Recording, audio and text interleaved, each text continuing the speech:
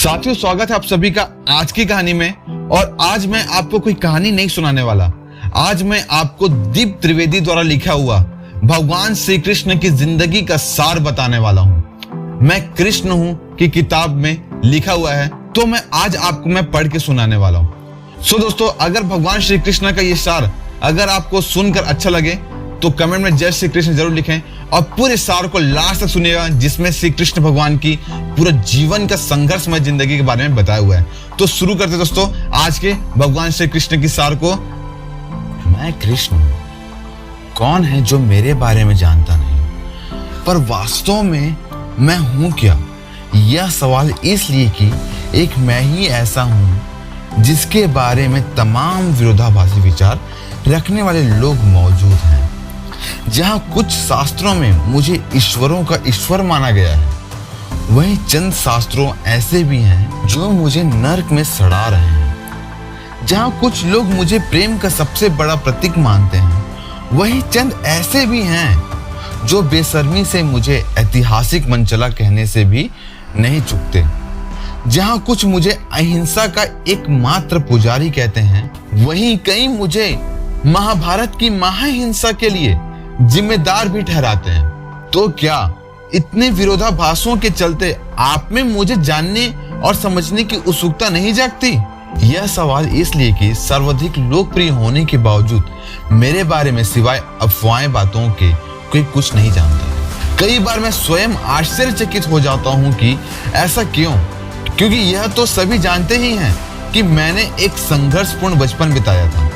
फिर मैं द्वारका जैसी नगरी का राजा कब और कैसे बना, जब जानते हैं कि मुझे राधा से कितना प्यार था। मुझे सब कहते ही राधा का किशन थे, और गलत भी क्या था, किशन था ही राधा का दीवाना। फिर राधा और किशन हमेशा के लिए बिछड़ क्यों गए? क्यों कोई यह सब जानना और समझना नहीं चाहता? जब देखो तब बात मेरे हसीन जीवन की ही करी जाती है, जबकि मेरा बचपन ही नहीं, मेरा पूरा जीवन मौत के साए में कटा था। पर मैं था। भला मौत की क्या औकात कि मेरी मर्जी के बगैर मुझे छू तक पाए। मेरी इस महान संघर्ष क्षमता की चर्चा क्यों नहीं होती? मेरा पूरा बचपन आर्थिक संकटों से जूझते जूझते गुजरा है।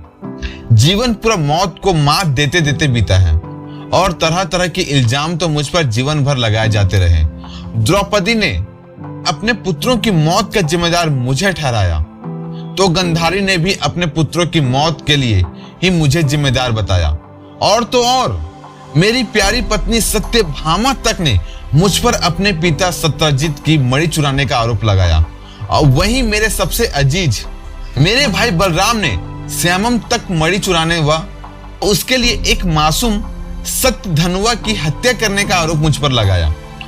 वहीं जीवन की बात करूं तो उसने भी मेरे साथ तरह तरह के खेल दिखाने में कभी कोई कमी नहीं रखी। मेरे पहले पुत्र प्रद्युम्न का तो पैदा होते ही सम्रासुर नामक एक राक्षस ने अपहरण कर लिया, और जब वह लौटा तो भी अपने से उम्र में काफी बड़ी, वह भी एक राक्षसी मायावती से विवाह करके। और क्या कहूं, मेरे ना जाने कितने पुत्र और पौत्र मेरी ही आंखों के सामने आपस में लड़ते लड़ते मारे गए। और द्वारका वासियों का यही संघर्ष यादव स्थली के नाम से मशहूर है। तभी तो कहता हूं कि भले ही मैं सबसे ज्यादा लोकप्रिय हूं, परंतु उसका फायदा क्या, जब आप ना तो मेरे संघर्षपूर्ण जीवन के बारे में, ना ही मेरे व्यक्तित्व के बारे में कुछ जानते हैं। खैर, इनमें से कोई संकट कभी मेरे चेहरे की मुस्कुराहट नहीं छीन पाया। और संघर्षों की बात करूं तो जीवन के हर संघर्ष में मैंने विजय पाई। फिर भी वो संघर्ष चाहे पारिवारिक हो, सामाजिक हो, आर्थिक हो या मानसिक। अभी तो मुझे जय श्री कृष्ण कहते हैं। मैं ना तो कभी रोया, न ही कभी दुखी हुआ, क्योंकि मेरा तो विश्वासी कर्मों में था, और मैंने अपने कर्मों द्वारा ही अपनी किस्मत बनाई थी।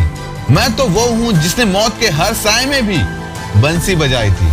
अरे मैं तो वो हूँ जिसने महाभारत हो या यादव स्थली सबको रास मानकर ही खेला था। मैं एक विजेता हूँ, और एक ऐसा ऐतिहासिक विजेता कि जैसे कोई कभी नहीं हुआ। इतिहास में मैं अकेला हूं जो ज्ञान, ध्यान, कर्म व भक्ति सबके शिखर पर विराजमान हूं। मैं पहला हूं जिसने इंद्र पूजा रुकवाकर अंधविश्वास के खिलाफ आवाज उठाई। मैं पहला हूं जो राजपूत न होने के बावजूद राजा बना। मैं पहला हूं जिसने हर कार्य में स्त्रियों को भी भागीदार बनाया। मैं मनोविज्ञान का सरताज हूं और मेरी कही भगवत गीता इसका जीता जागता सबूत है। मैं पहला हूं जिसने ज्ञान को विज्ञान से जोड़ा। मैं पहला हूं जिसने मन, जीवन तथा प्रकृति के नियमों की चर्चा की। अरे मैं तो वह हूं जिसे ग्वाला होते 7 राजकुमारियों से विवाह करने का गौरव प्राप्त है।